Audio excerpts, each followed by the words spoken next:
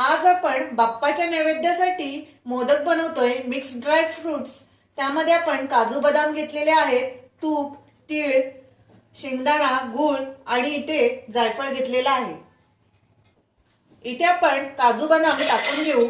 त्यामध्ये शेंगदाणा भाजलेला आहे तोही टाकून देऊ। त्यामध्येच आपण तीळ घेतलेले आहेत तेही टाकून देऊ, गूळ आणि इथे आपण जायफळ पूड तीही टाकून घेऊ आणि मिक्सरला हे सर्व बारीक करून घेऊया।